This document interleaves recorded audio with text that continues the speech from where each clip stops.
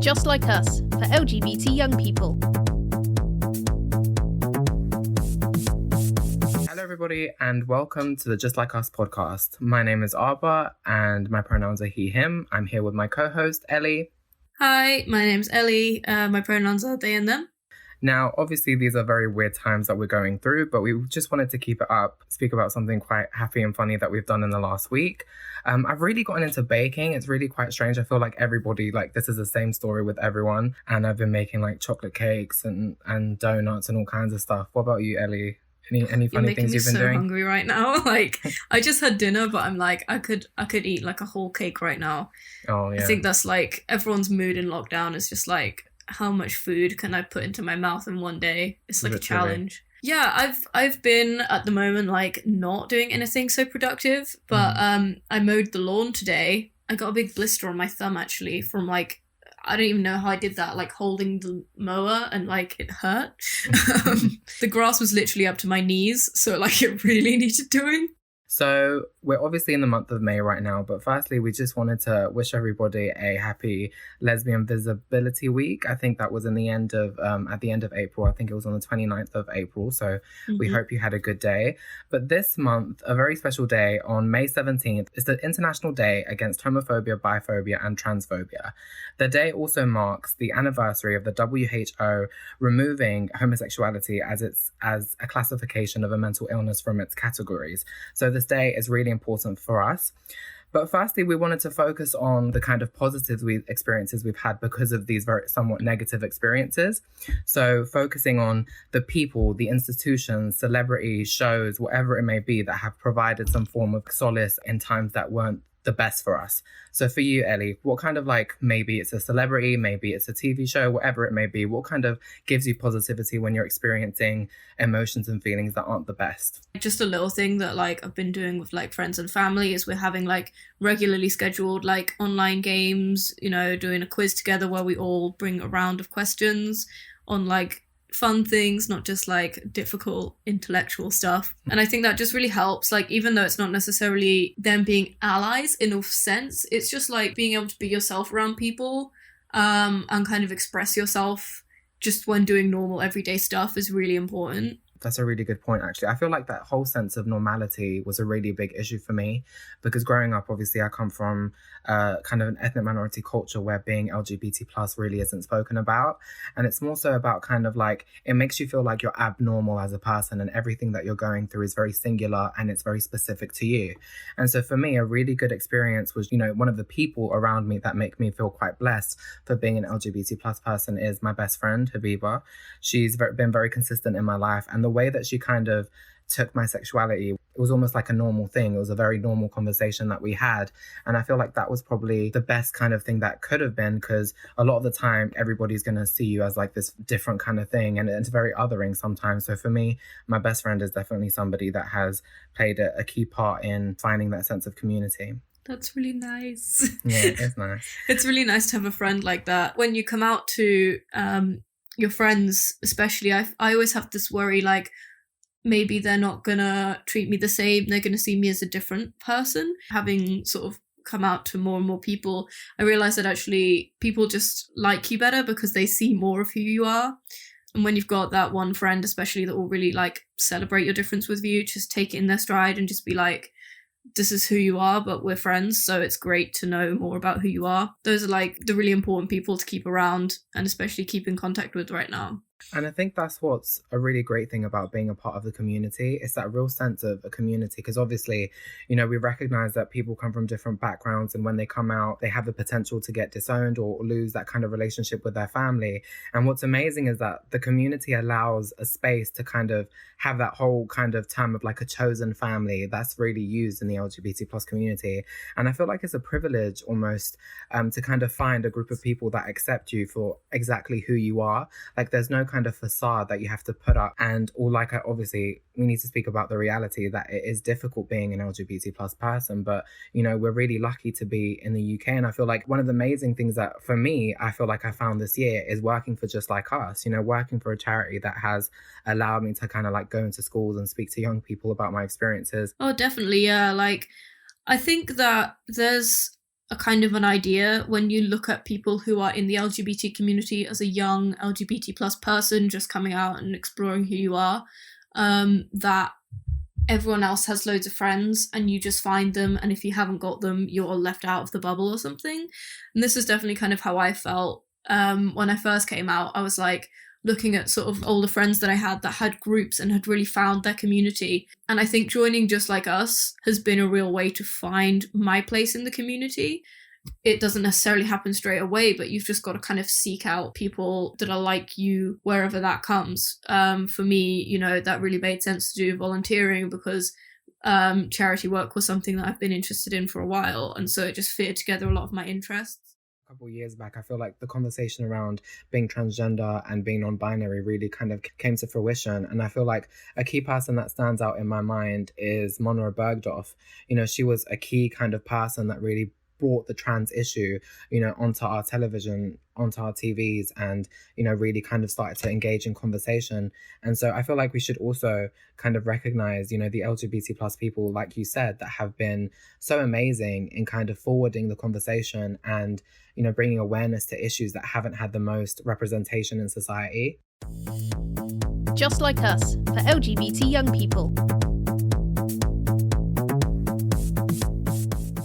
I think those are the people that stay in your life, as well as those people that champion you on a personal level, or those people that remain in your mind that you saw in the media championing people on a higher level. People online such as Jamila Jamil or the Guilty Feminist podcast, sort of using their fan base to bring up the voices of LGBT plus people and other minorities, bringing them into people's consciousness on a very personal level with sort of guests on their shows, posts on Instagram, and just bringing that issue into people's minds. And I think that's really how allies can help, by elevating the voices of those who aren't being heard. Most definitely. And I think it's all about bringing awareness as well. Like, personally, coming from an environment and from a background, you know, my parents come from Kosovo, and they come from a society that's not the most accepting of LGBT plus people. And I speak to a lot of Kosovo LGBT plus people, and they tell me about their experiences of simply not being able to follow somebody or a page on Instagram because they potentially would be outed by somebody in their external family member. Or say, for example, there are still countries that obviously have criminalized homosexuality. You know, I think there's 10 countries right now where being gay could potentially see you get the death penalty. And I feel like we really, as LGBT plus people in the UK and in the West, we really need to be vocal about these difficulties, of course, about our own difficulties as well, because, you know, it's not easy for us, but, you know, really speak about you know, the difficulties that people are facing on a global stage, because, you know, there are literally countries where you will die simply for being an LGBT plus person, and that's completely unacceptable. Absolutely. And I think that's where you can kind of get involved in campaigning, and campaigning for LGBT plus rights is really how I felt part of the community, and it validated me and myself knowing that I was helping others. Because I think sometimes when you kind of struggle to accept yourself for being a certain way, for example, for being LGBT plus, like, it really helps to stand up for others who are the same. Because looking at other LGBT plus people, I think, of course, they should have rights. And I find it easier to fight for them than I do necessarily for myself. But through that, it's a validating experience for me to kind of feel like I'm fighting for others and to lift up others. And so that helps me feel better in myself, because we're all the same. Yeah, I don't know that 100% made sense, but you know what I mean.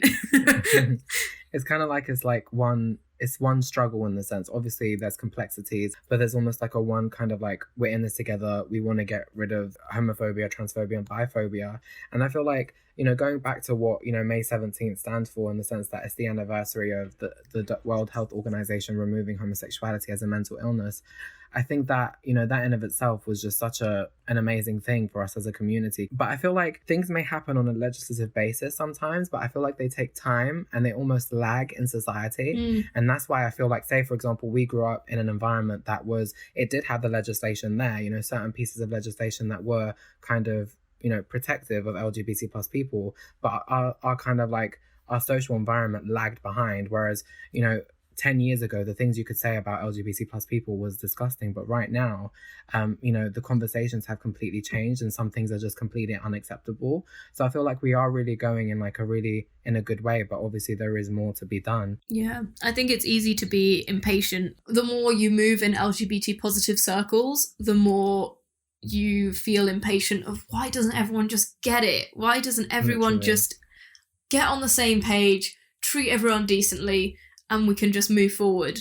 But it doesn't happen as quickly as that. But I think especially, I would say to my sort of 13-year-old self, looking at the changes that I've already seen in literally 10 years since I was 13, the changes in the LGBT plus acceptance, particularly in terms of homosexuality, because of equal marriage coming in. As you're saying, it took a little longer, but the kind of trickle-down social effect of that was that it was normalised. And I think it's on the way to that with other identities like bisexual and pansexual, which are becoming more normal, especially in sort of the younger generations now. Oh, I feel so old saying that.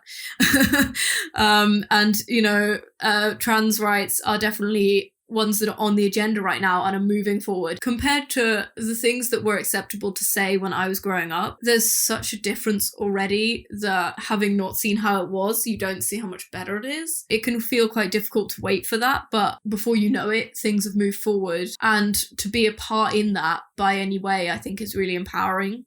And I feel like going back to the initial topic of conversation, as in focusing on the allyship and allies that are around us, although I may not have, the best relationship with my family, I know that my family, support me. And I feel like a lot of people don't necessarily have that. And so I just want to tell all LGBT plus people, if you feel like, you have that ability to find that chosen family within the community. So we've received a couple of questions, and currently it is a month of Ramadan and Muslims are observing fast. And one of the questions that we received is, can you be an LGBT plus person and be a person of faith or be a Muslim? Now, I come from a Muslim environment. I'm not going to sit here and say I'm the most religious, but I do come from a Muslim background. So I just wanted to represent, the Muslim community. And I just wanted to let everybody know who is Muslim or of any type of faith, that nobody has the jurisdiction to define your faith for you. In Islam, for example, human beings don't have the right to judge any other people. So if you feel like you're a Muslim person and you're having like this internal battle, and I totally understand what you're going through, but you as a person, you're totally valid in your identity. Nobody has the right to take away those identities from you, because like I said, spirituality is all about an internal connection that you have with the God, and literally no one on this planet has the right to take that away from you. So of course you can be LGBT plus and be Muslim.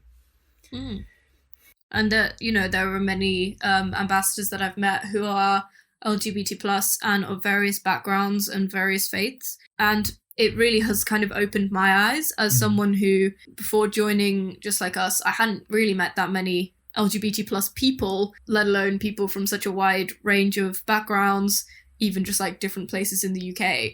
So like just kind of really knowing that there isn't one way of being LGBT plus, and that there's LGBT plus people in every sector of religion, every piece of society. We're all over the place. Literally. We just pop up. It's great. We're everywhere. Preach it, sister.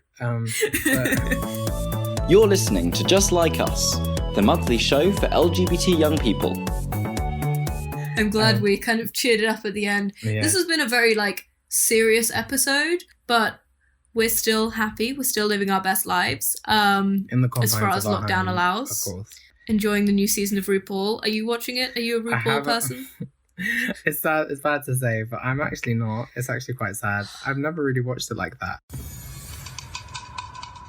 I hope you have a good rest of the month. Just a reminder that you can follow Just Like Us on Instagram, Facebook, Twitter. It's at Just Like Us UK, or look for the hashtag JLU at home, or just search Just Like Us. So yeah, guys, we wish everybody a very happy month, and we will see you next month. Bye. Bye. You've been listening to Just Like Us, the monthly show for LGBT young people. The music was by Twisterium. We come into schools too. Young people, teachers and parents can find us at www.justlikeus.org.